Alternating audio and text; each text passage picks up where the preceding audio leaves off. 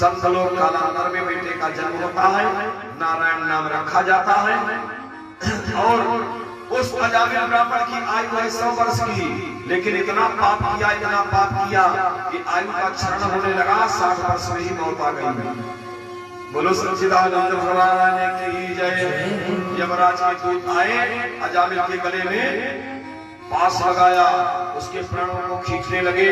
अजामिल चिल्लाया, बोले बेटा नारायण देख मुझे मार रहे हैं बेटा, हे नारायण बेटा देख देख देख मुझे मार रहे हैं।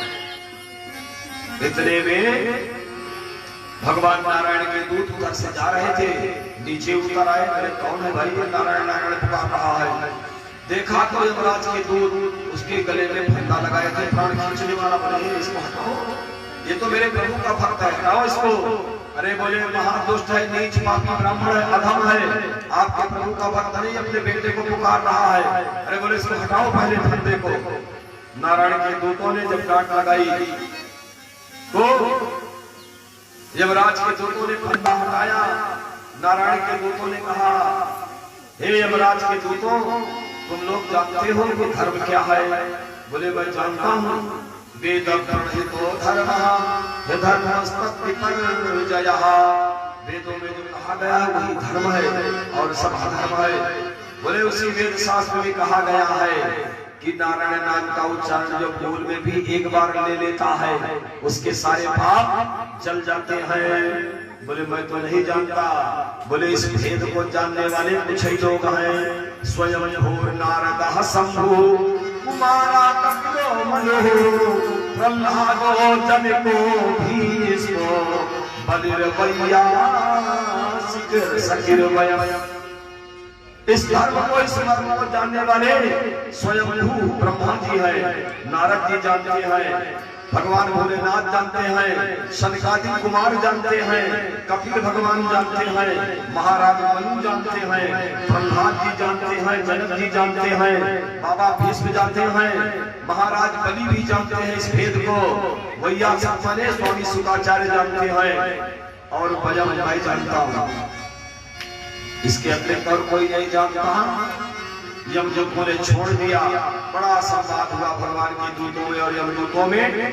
कालांतर में यमदूत जाते हैं यमपुरी में, बोले महाराज हम अपनी नौकरी से इस्तीफा देने चल रहे हैं, आप यहाँ नौकरी नहीं करेंगे, मुझे मारा जाता है। भगवान के दूतों ने दंडों से मुझे प्रताड़ित किया है, कहाँ जाऊं कहाँ ना जाऊं बता दो। तो यमराज ने बताया कि जिसके आंगन में, घर के आंगन में तुलसी का वृक्ष हो अथवा दरवाजे पर तुलसी का वृक्ष हो, उस घर में कभी मत जाना।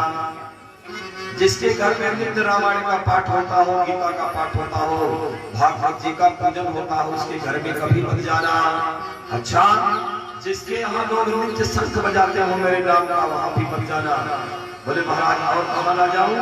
बोले जो भूल से भी भगवान के नाम का जप करता हो वहां भी मत जाना। अच्छा महाराज नहीं जाऊंगा। इस तरह के कई आप सब दिए। अजामिल मुक्त हो गया और अजामिल को ज्ञान हो गया कि अरे भूल में नारायण कहने से आज भगवान के दूत आकर मेरे प्राणों को बचा दिए। हाँ मैंने बहुत गलत किया अपने जीवन में, वेश्या के कुसंग से फंस करके अपने पुण्य को नष्ट कर दिया। अजामिल सर्वस्व का परित्याग करके चला जाता है गंगा द्वार, भगवान का ध्यान करता है, 100 वर्षों तक जीता है और बाद में मुक्त हो जाता है। अरे श्री राम धुन में जब तक मन मगन न होगा, जग जाल छूटने का, ये माया जाल छूटने का, तब तक जगन न होगा। माया जाल छूटने का, तब तक जगन न होगा। माया जाल छूटने का।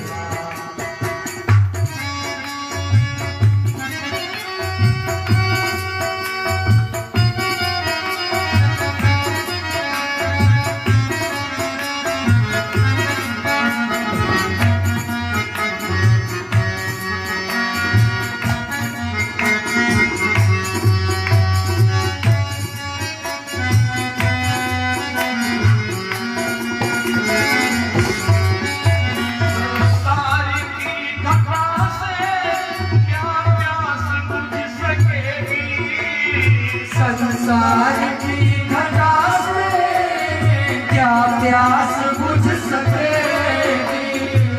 चातक को जब तक, हाँ चातक को जब तक घनश्याम घन न होगा, घनश्याम न होगा। सिया राम जब तक मन को मगन न होगा, सिया राम धुन जब तक।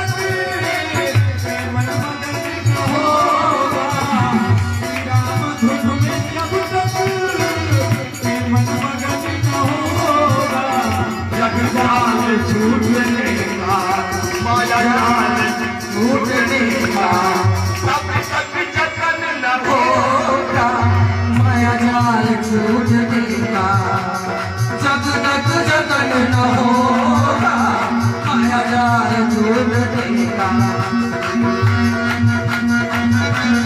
बिजली का लबसा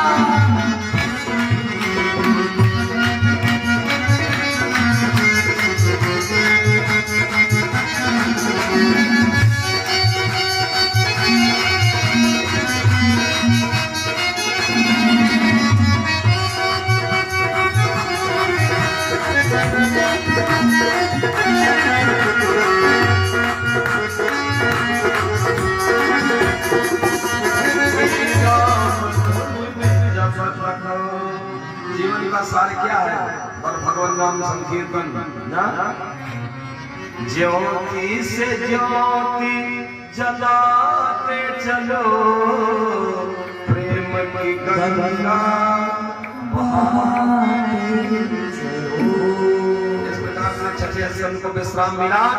छठा स्कंद पोषण स्कंद है। पोषणम तदनुग्रहम, भगवान जीवात्माओं का पोषण करते हैं, पापियों का उद्धार करते हैं। मेरे मित्रों, मेरी माताओं, मेरे बहनों, आप लोग ये मत मानो कि हम सब पापी हैं। भागवत सुनने के बाद भी जो पापी अपने को मानता है वो कभी मुक्त नहीं हो सकता। बोलो भागवत भगवान की जय। बस एक चीज को नोट कर लो, अब लो नसानी अब ना सही हो। क्यों माई? वही करोगे कल भी जो अब तक करते रहे हो। महाराज का पूरा नहीं बचा है, चला जाएगा सब साथ में, बहुत प्रसंग है। अब लो नसानी अब ना सही हो, बस इसी को गांठ बांध लो और भगवान का ध्यान करो, उनसे प्रार्थना करो, सब ठीक हो जाएगा। सातवें स्कंद में महाराज परीक्षित स्वामी शुक्राचार्य से प्रश्न करते हैं कि प्रभु भगवान जब समदर्शी हैं तो ये देवताओं का पक्ष क्यों लेते हैं और दैत्यों को बार बार क्यों मारते हैं? समप्रिया सुहृद ब्रह्मन् भूतानां भगवान स्वयं, इंद्रस्यार्थे कथम दैत्या नवधीत विषमो यथा। ये इंद्र के लिए बार बार देवताओं का पद क्यों करते हैं? बोले नहीं, भगवान तो समदर्शी है, तो समदर्शी है तो किसी दैत्य का भी उद्धार किया। तो स्वामी शिवाचार्य को प्रहलाद जी याद आ गए। बोले हाँ, हिरण्याक्ष को मारा भगवान ने तो मार दिया था और उसका तैयार कर लीजिए सुख था। वगैरह अपना जो भी हो, उसने संकल्प लिया कि मैं अपने भैया का बदला लेने के लिए इतनी तपस्या करूंगा, इतनी तपस्या करूंगा